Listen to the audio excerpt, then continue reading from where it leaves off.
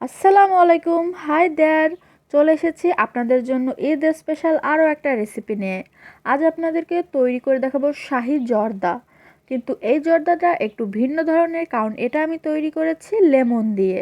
চলুন তাহলে এই শাহি লেমন জর্দা কিভাবে তৈরি করতে হয় আমরা ঝটপট দেখে নেই। প্রথমেই একটা পাতিলে আমি পর্যাপ্ত পরিমাণে পানি নিয়েছি, একটু বেশি করেই নিয়েছি। এবারেতে দিয়ে দিব কমলার খোসা। কমলার খোসাটা দেওয়ার পরে এটাকে ফুটিয়ে নিতে হবে। এবার দিব হাফ চামচ লবণ। এখন ঢাকনা দিয়ে পানিটা ফুটে ওঠা পর্যন্ত অপেক্ষা করব। আমি হাই ফ্লেমেই পানিটা জাল দিয়ে নিচ্ছি। ভিউয়ার্স, পানিটা ফুটে উঠেছে আর কমলার খোসা থেকে ঘেরান এবং একটা কালারও বেরিয়ে এসেছে। এখন এতে আমরা অন্যান্য উপকরণ দিব। প্রথমেই দিয়ে দিব এতে লেমন ইমালশন। এখানে আমি 1 চামচ পরিমাণ লেমন ইমালশন দিচ্ছি। আপনারা যে কোনো কেক শপেই কিন্তু এই লেমন ইমালশনটা পেয়ে যাবেন। লেমন এমালশনে কালার এবং এসেন্স দুটোটাই থাকে। এখন এখানে আমি 300 গ্রাম চিনি গুঁড়া পোলাওয়ের চাল আগেই ধুয়ে পানি ঝরিয়ে রেখেছিলাম, সেটা দিয়ে দিলাম।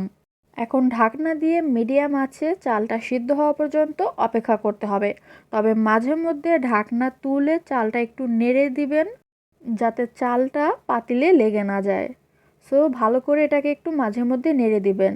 আর ঢাকনাটা একটু ফাঁকা করে দিবেন, যাতে উতলে পানিটা পড়ে না যায়। ভিউয়ার্স, চালটা আমার মনে হচ্ছে সিদ্ধ হয়েই গেছে, তবে একবার আমরা চেক করে নেব। তবে তার আগে এতে আমি আরও হাফ চামচ এমালশন দিয়ে দিচ্ছি, যাতে কালারটা আর একটু ডিপ হয়। এখন আমি আবারও ঢাকনা দিয়ে অপেক্ষা করব, কারণ চালটা এখনও সিদ্ধ হয়নি। এবার আবারও আমি ঢাকনা তুলে দেখে নিব যে চালটা সিদ্ধ হয়েছে কিনা। ভিউয়ার্স, দেখুন চালটা ভালোভাবেই সিদ্ধ হয়ে গেছে, হালকা একটু মাজা রয়েছে, যেটা ফলের রসের সাথে রান্না করে নিলেই হয়ে যাবে।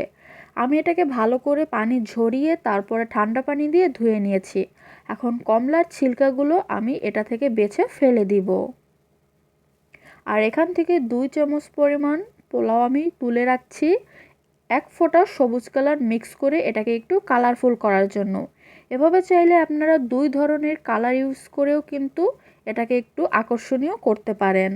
সো এটাকে আমি এক সাইডে রেখে দেব, পরে আবারও এই পোলাওয়ের সাথে অ্যাড করব। এখন অন্য একটা ফ্রাই প্যানে আমি 2 টুকরা দারচিনি আর 3টা এলাচ মুখ ফাটিয়ে দিয়ে দিলাম।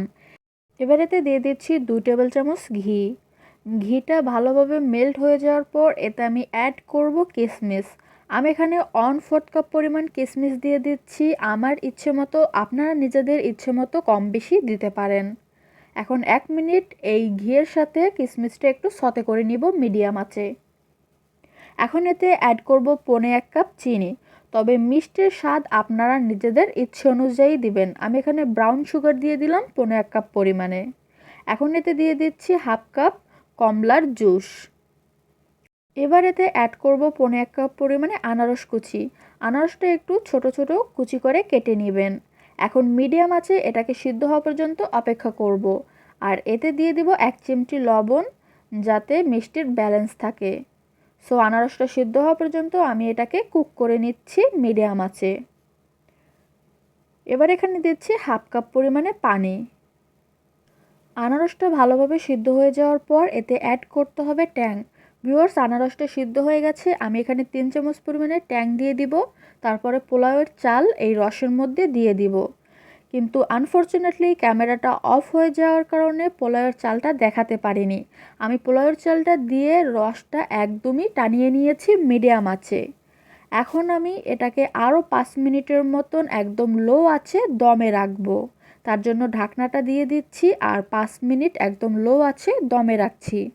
ভিউয়ার্স, 5 মিনিট পর ফিরে আসলাম।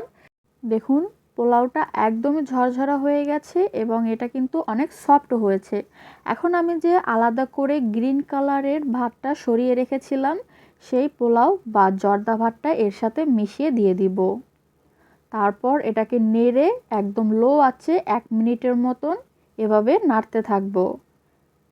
ভিউয়ার্স, 1 মিনিট হয়ে গেছে। এবার এতে আমি অ্যাড করব মোরব্বা আর বাদাম। বাদামের পরিমাণ আর মোরব্বার পরিমাণ আপনারা নিজেদের ইচ্ছে মতোই দিবেন। আমি এখানে কাঠবাদাম কুচি করে দিয়ে দিয়েছি।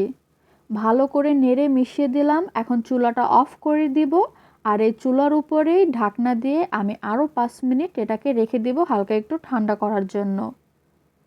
ভিউয়ার্স, আবারও 5 মিনিট পর ফিরে আসলাম। দেখুন এটা দেখতে কতটা লোভনীয় লাগছে। এটা হালকা একটু ঠান্ডাও হয়ে গেছে। এখন আমি এটাকে সার্ভ করে দিব আর এটাকে ডেকোরেট করব আমি বেবি সুইট দিয়ে। বেবি সুইটের রেসিপিটা যদি আপনাদের দেখতে হয় তাহলে অবশ্যই কমেন্ট করে জানাতে হবে।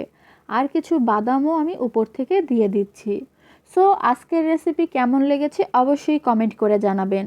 বেবি সুইটের রেসিপি দেখতে হলেও কমেন্ট করে বলবেন, ইনশাল্লাহ আমি শেয়ার করব। Thank you so much full video দেখার জন্য। ইনশাল্লাহ নেক্সট ভিডিওতে দেখা হবে। আজকের রেসিপি ভালো লাগলে একটা লাইক দিন, ফ্যামিলি ফ্রেন্ড সবার সাথে শেয়ার করুন। সবাইকে ঈদের শুভেচ্ছা। ভালো থাকবেন। আল্লাহ হাফেজ।